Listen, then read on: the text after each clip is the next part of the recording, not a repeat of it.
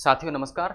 विज्ञान और प्रौद्योगिकी की आज की क्लास में हम बात करेंगे दहन, ज्वाला और ईंधन के बारे में। तो आइए सबसे पहले समझते हैं कि दहन क्या होता है। दहन की यदि हम बात करें तो ऑक्सीजन की उपस्थिति में यदि कोई भी पदार्थ जलता है तो उसे क्या कह दिया जाता है? दहन कह दिया जाता है।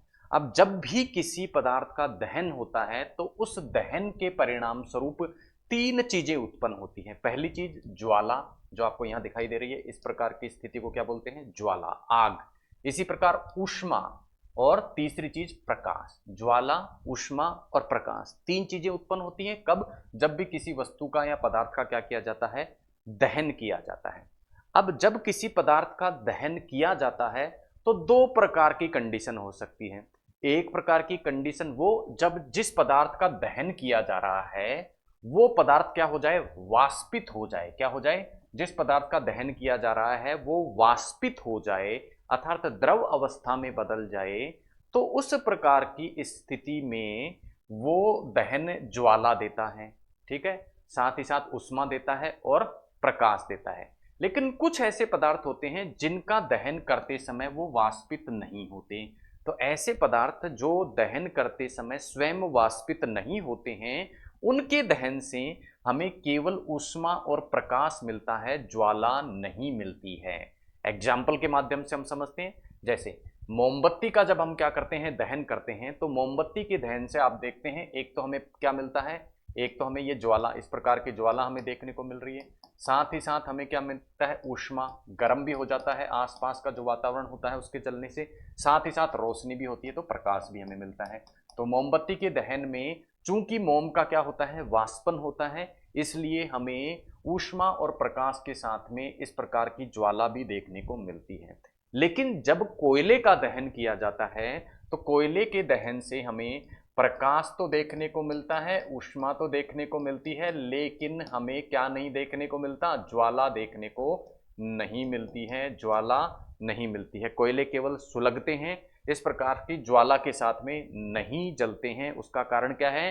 कि कोयलों को जब दहन किया जाता है, जलाया जाता है, तो इस समय कोयलों का वाष्पन नहीं होता। वाष्पन नहीं होता तो ज्वाला भी नहीं बनती है। तो ये था अंतर दोनों प्रकार के दहन में कि कब तो ज्वाला उत्पन्न होती है और कब उत्पन्न नहीं होती है।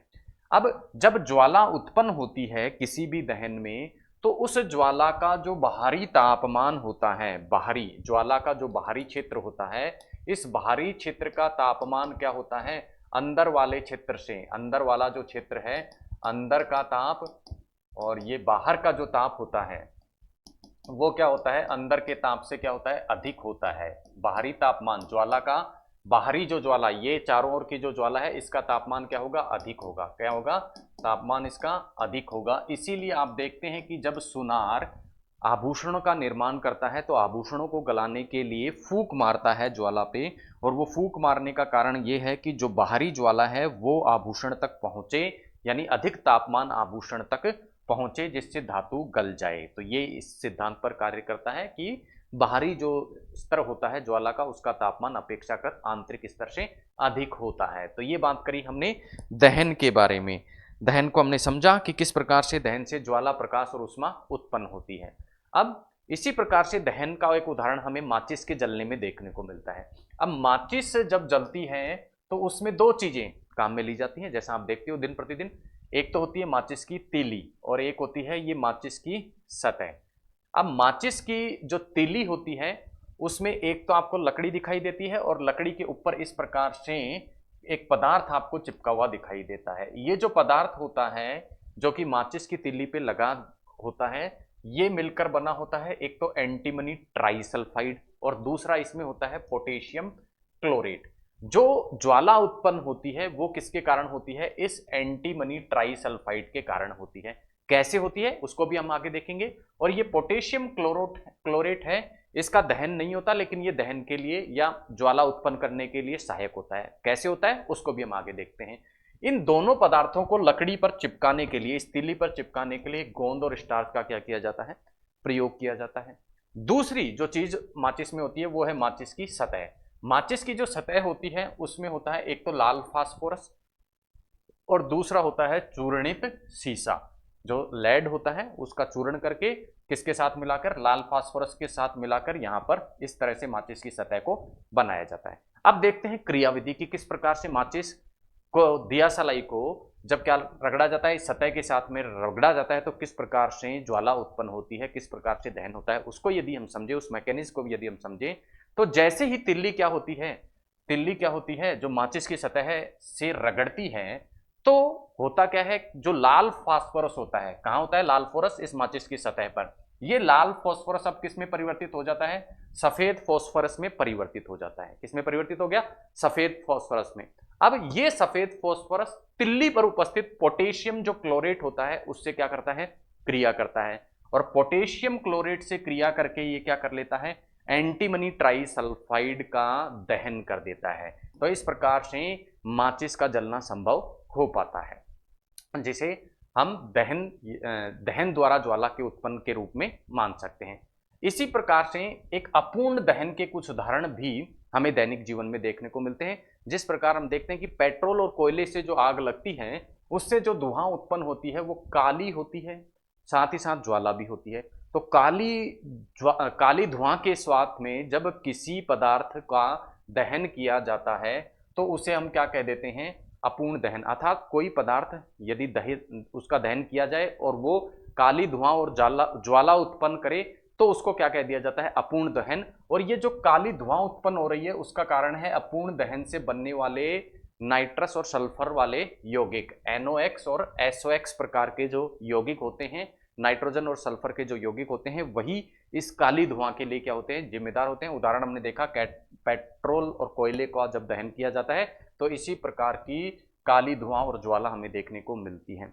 स्टोव का जब प्रयोग किया जाता है तो हम देखते हैं कि स्टोव में कुछ प्रकार के छिद्र हमें दिखाई देते हैं, स्टोव में कुछ प्रकार के छिद्र हमें दिखाई देते हैं। ये छिद्र स्टोव में एक विशेष कारणों से उपस्थित होते हैं। कारण क्या है, यदि ये छिद्र ना हो तो ऑक्सीजन की सीमित मात्रा में क्या होगा, कैरोसिन जलेगा। स्टोव में किसका प्रयोग किया जाता है, कैरोसिन। ऑक्सीजन की मात्रा पर्याप्त नहीं होगी तो क्या होगा, अपूर्ण दहन होगा, जिससे इस प्रकार की काली ज्वाला उत्पन्न होगी। लेकिन इन छिद्रों के द्वारा जब ऑक्सीजन की पर्याप्त आपूर्ति हो जाती है तो उससे क्या होती है, स्वच्छ ज्वाला प्राप्त होती है। इस प्रकार की काली धुआं वहां उत्पन्न नहीं होती। तो ये था अपूर्ण दहन, और स्टोव में किस प्रकार से अपूर्ण दहन से बचाव किया जाता है। नेक्स्ट हम बात करेंगे पेट्रोल से जो आग लगती है उस आग से किस प्रकार की ज्वाला उत्पन्न होती है और कैसे उसको बुझाया जाता है। पेट्रोल से जब आग लगती है तो अपूर्ण प्रकार का क्या होता है, दहन होता है, काली धुआं निकलती है। अब पेट्रोल से जो आग लगती है उसको पानी से नहीं बुझाया जा सकता। क्यों, पेट्रोल से लगी हुई जो आग है उसको पानी से क्यों नहीं बुझाया जा सकता, क्योंकि पानी पेट्रोल से क्या होता है, भारी होता है। तो डालते हैं जब पानी पेट्रोल के ऊपर तो वो पेट्रोल के सतह के नीचे चला जाता है और पेट्रोल रहता है ऊपर, जिससे पेट्रोल पर आग लगती रहती है। इसलिए पेट्रोल से लगी हुई आग को बुझाने के लिए हम किसका प्रयोग करते हैं, हम CO2 का प्रयोग करते हैं। अब CO2 पेट्रोल से लगी हुई आग को कैसे बुझा देती है, कैसे रोक लेती है, कैसे कि ये इस आग के चारों ओर क्या बना देती है, CO2 का एक आवरण बना देती है। CO2 का क्या बना देगी, आवरण बना देगी। अब ये आवरण क्या होता है, ऑक्सीजन की सप्लाई को क्या कर देता है, बाधित कर देता है, ऑक्सीजन की सप्लाई को रोक देता है। और ऑक्सीजन की सप्लाई जब रुक जाती है तो आग भी क्या हो जाती है, आगे विस्तारित होने से रुक जाती है। और इस CO2 के लिए कुछ सिलेंडर्स का प्रयोग किया जाता है। आप देखते हैं बहुत सारी बिल्डिंगों में इस प्रकार के सिलेंडर आपको दिखाई देते हैं, इनमें CO2 भरी होती है, लेकिन ये CO2 गैसीय रूप में नहीं अपितु तरल अवस्था में भरी होती है, या फिर CO2 बेकिंग पाउडर के छिड़काव से वहां प्राप्त की जाती है। अर्थात सिलेंडरों में जो कार्बन डाइऑक्साइड भरी रहती है, अग्निशमन के जो सिलेंडर होते हैं उसमें कार्बन डाइऑक्साइड तरल रूप में भरी होती है,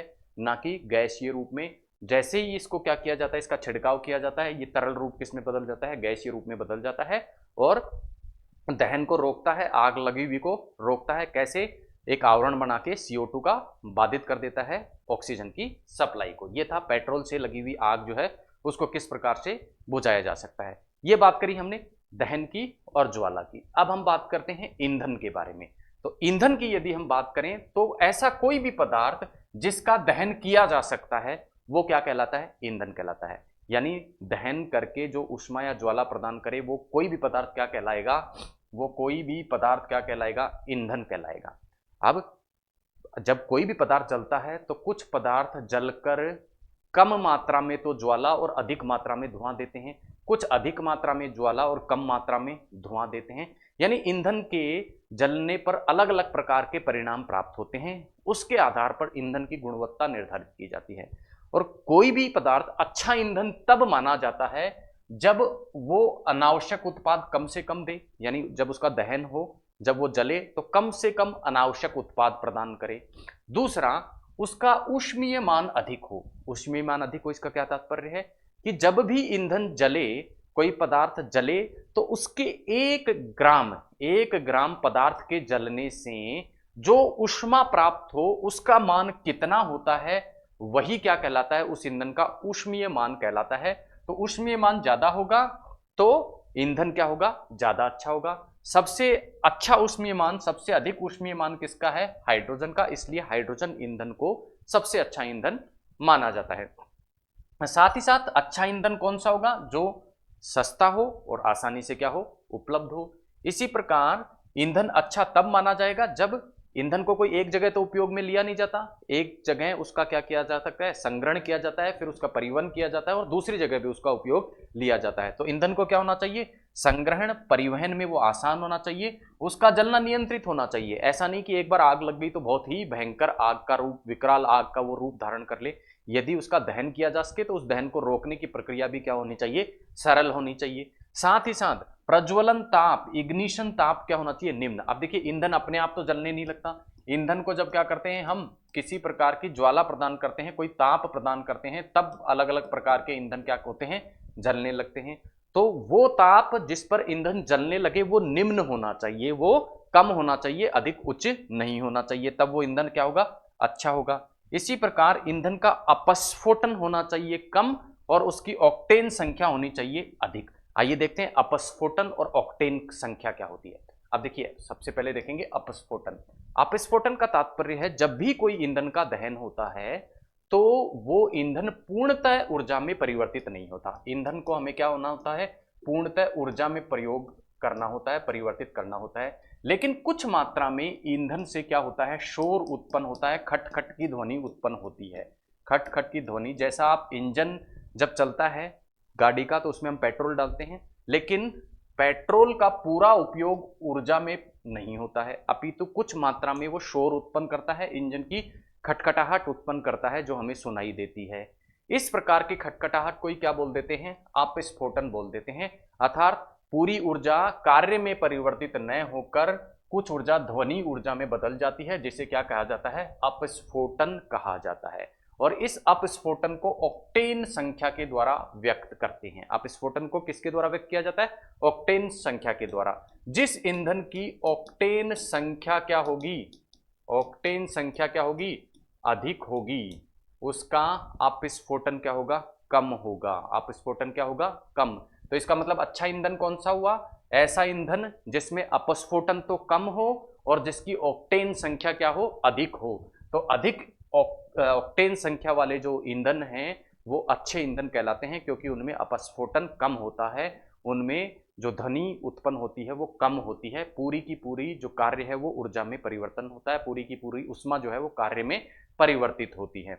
अब अपस्फोटन या इस ध्वनि को रोकने के लिए ईंधन में कुछ विशेष प्रकार के पदार्थ मिलाए जाते हैं, जिन्हें अपस्फोटन रोधी पदार्थ कहते हैं। और ये अपस्फोटन रोधी पदार्थों का एक एग्जाम्पल है TEL, टेट्रा इथाइल लेड, जो कि पेट्रोल में मिलाया जाता है, किसको रोकने के लिए, अपस्फोटन या शोर की आवाज को रोकने के लिए। तो ये थे कुछ महत्वपूर्ण ईंधन और किस प्रकार से उन ईंधन की जो क्वालिटी है वो किसके द्वारा निर्भर होती है, ऑक्टेन संख्या और अपस्फोटन।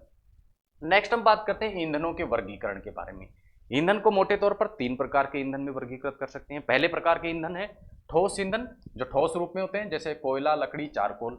दूसरे प्रकार के ईंधन है द्रव ईंधन, जो द्रव अवस्था में रहते हैं, तरल होते हैं, जैसे diesel, petrol, kerosene, alcohol, spirit और ईथर। कुछ ईंधन गैसीय अवस्था में रहते हैं, उन्हें गैस ईंधन बोलते हैं, जैसे प्राकृतिक gas, LNG, LPG, coal gas और प्रोड्यूसर गैस। ये सभी प्रकार के जो ईंधन जो हमने देखे ठोस, द्रव और गैस के रूप में, उनकी विस्तार से बात करते हैं। सबसे पहले देखेंगे हम ठोस ईंधन, जिसमें से पहला है कोयला। कोयले की यदि हम बात करें तो मोटे तौर पर कोयले को 4 प्रकारों में वर्गीकृत किया जा सकता है। पहला पिट, लिग्नाइट, दूसरा बिटुमनी और चौथा एंथ्रासाइट। सबसे अच्छे प्रकार का कोयला एंथ्रासाइट होता है, सबसे अच्छा कोयला एंथ्रासाइट, सबसे बेकार कोयला कौन सा होता है? पिट। और ये अच्छा और बुरा कोयला है वो निर्धारित किस पर होता है? वो निर्धारित किया जाता है कोयले में उपस्थित कार्बन की मात्रा के आधार पर। पिट कोयले में कार्बन की मात्रा 50 से 60%, लिग्नाइट में 60 से 70%, बिटुमनी में 70 से 85% और एंथ्रासाइट में 85% से अधिक, इसलिए इसको क्या माना गया? सर्वोत्तम कोयला माना गया। आइए सबके कुछ कार्य या विशेष बातें देख लेते हैं।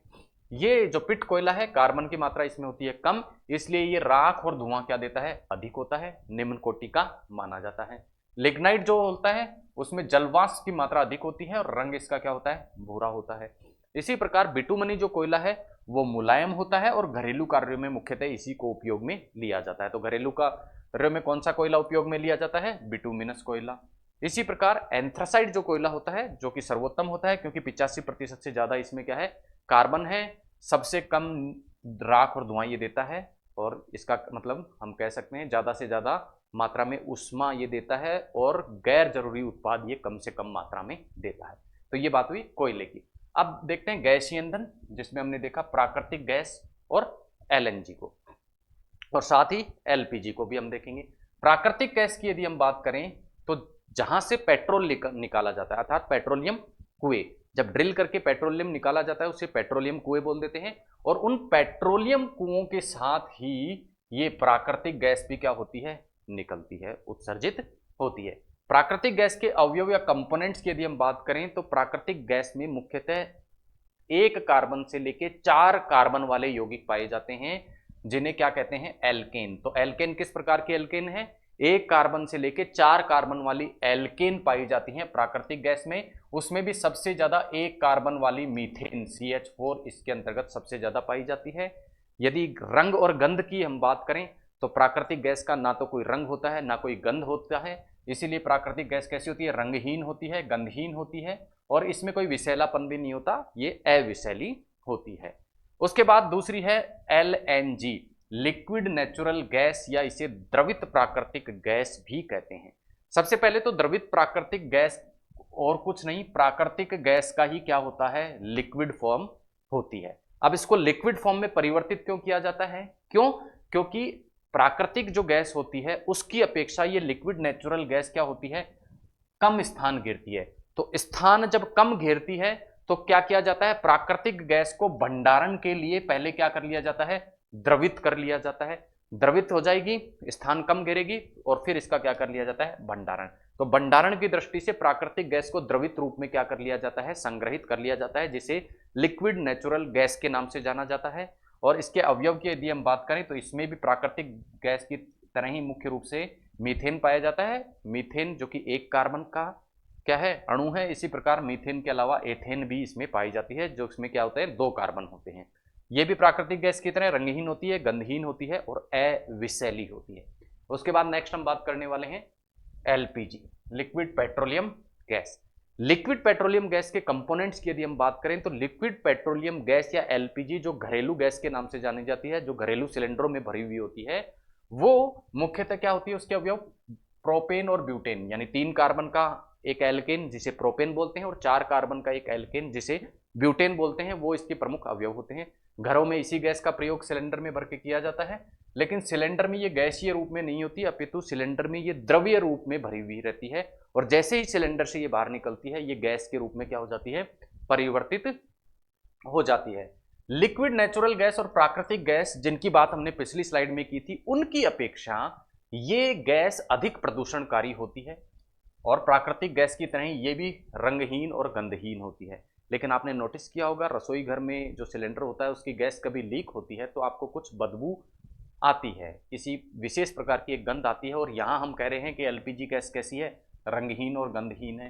तो रंगहीन है, गंधहीन है, इसका मतलब किसी प्रकार की गंध इसमें नहीं आनी चाहिए, कोई प्रकार की विशेष गंध इसमें नहीं आनी चाहिए। लेकिन चूंकि लीकेज का पता लगना जरूरी है, क्यों? क्योंकि रसोई घर में इसका प्रयोग किया जाता है, आग लगने की संभावना है, इसलिए लीकेज का पता लग जाए, इसके लिए इस लिक्विड पेट्रोलियम गैस में एक यौगिक मिलाया जाता है, एक पदार्थ मिलाया जाता है जिसे मिथाइल मरकैप्टन कहते हैं। ये सल्फर का एक यौगिक होता है और इस मिथाइल मरकैप्टन के कारण ही हमें एलपीजी की लीकेज की गंध आती है। वास्तविक रूप से एलपीजी में किसी प्रकार की गंध नहीं होती। ये बात करी हमने लिक्विड पेट्रोलियम गैस की। अब कुछ ईंधन क्या होते हैं, हमने देखा था कि विशेष प्रकार की जो अभिक्रिया है उसको अपनाकर उत्पन्न किए जाते हैं। उनमें से ये ईंधन है प्रोड्यूसर गैस, जल गैस और कोल गैस। पहले देखते हैं प्रोड्यूसर गैस। प्रोड्यूसर गैस जब तप्त कोक पर यानी तपते हुए कोयले पर वायु को प्रवाहित कर दिया जाए तो हमें क्या मिल जाता है, प्रोड्यूसर गैस मिल जाती है। और प्रोड्यूसर गैस के अवयव की यदि हम बात करें तो प्रोड्यूसर गैस में 70% तो नाइट्रोजन होती है और शेष कार्बन डाइऑक्साइड और कार्बन मोनोऑक्साइड होती है। जल गैस की यदि हम बात करें तो जल गैस में मुख्यतः क्या होती है, कार्बन मोनोऑक्साइड होती है जो कि ईंधन के रूप में कार्य करती है। इसके अलावा इसमें हाइड्रोजन भी पाया जाता है और कार्बन डाइऑक्साइड और कार्बन मोनोऑक्साइड तो होती ही है। इसी के साथ ये जल गैस अपचायक के रूप में, ईंधन के साथ ये अपचायक के रूप में भी इसका क्या किया जाता है, प्रयोग किया जाता है। कोल गैस को जो कोयला होता है उसके भंजक आसवन से प्राप्त किया जाता है। आसवन क्या होता है इसके ज्यादा डिटेल में नहीं जाना, बस कोयला जब क्या होता है वाष्प रूप में परिवर्तित होता है तो उसको क्या बोल दिया जाता है, हम जो मान के चलते हैं आसवन बोल दिया जाता है। तो उस आसवन की विधि से इस कोल गैस को क्या किया जाता है, प्राप्त किया जाता है। इसके प्रमुख अवयव होते हैं एक तो हाइड्रोजन, एक कार्बन डाइऑक्साइड, एक कार्बन मोनोऑक्साइड और साथ में इसमें क्या होता है, मीथेन भी होता है। तो ये थी कुछ प्रकार की गैसें जो विशेष प्रक्रिया द्वारा क्या की जाती है, उत्पन्न की जाती है। नेक्स्ट हम बात करेंगे पेट्रोलियम उत्पादों के बारे में। पेट्रोलियम उत्पाद की यदि हम बात करें तो पेट्रोलियम उत्पाद, सभी प्रकार के पेट्रोलियम उत्पाद क्रूड ऑयल से या कच्चे तेल से क्या किए जाते हैं, प्राप्त किए जाते हैं। जो ड्रिल करके प्राकृतिक जो तेल के कुएं हैं उनसे जो तेल निकाला जाता है उसे क्या बोल देते हैं, क्रूड ऑयल या कच्चा तेल बोल देते हैं। अब इस क्रूड ऑयल या कच्चा तेल को क्या किया जाता है, परिष्कृत किया जाता है और परिष्कृत करने की जो प्रक्रिया होती है उसे क्या बोल देते हैं, प्रभाजी आसवन। जब इस कच्चे तेल का प्रभाजी आसवन किया जाता है तो अलग अलग ताप पर अलग अलग प्रकार के उत्पाद प्राप्त होते हैं जिन्हें क्या बोल दिया जाता है, पेट्रोलियम उत्पाद बोल दिया जाता है। अब ये जो पेट्रोलियम उत्पाद होते हैं ये कौन कौन से होते हैं, जैसे प्राकृतिक गैस, जैसे नेफ्था, जैसे कैरोसिन, जैसे डीजल, जैसे स्नेहक तेल, जैसे पेट्रोलियम जेली, जैसे पैराफिन मोम और कोलतार या डामर। तो अलग अलग ताप पर अलग अलग प्रकार के क्या होते हैं, पेट्रोलियम उत्पाद प्राप्त होते हैं। किससे, कच्चे तेल या क्रूड ऑयल से। ठीक है, सबसे कम ताप पर प्राकृतिक गैस, फिर उसके बाद में अधिक तापमान पर पेट्रोलियम गैस, फिर नेफ्था, कैरोसिन, डीजल। इस प्रकार से बढ़ते तापक्रम के साथ में अलग अलग प्रकार के पेट्रोलियम पदार्थ क्या होते हैं, प्राप्त होते हैं। तो ये थी आज की क्लास जिसमें हमने बात करी दहन के बारे में, जिसके बारे में हमने बात की दहन से प्राप्त होने वाली ज्वाला के बारे में, और उसके बाद हमने बात करी विभिन्न प्रकार के ईंधन जो होते हैं उनके बारे में, ईंधन के अपस्फोटन क्या होता है और ईंधन की ऑक्टेन संख्या क्या होती है, और विभिन्न प्रकार के द्रव, ठोस और गैस जो ईंधन होते हैं उनकी क्या विशेषताएं होती है, इन सभी के बारे में हमने बात की। मिलते हैं अगली क्लास में एक नए टॉपिक के साथ में, तब तक के लिए धन्यवाद, जय हिंद।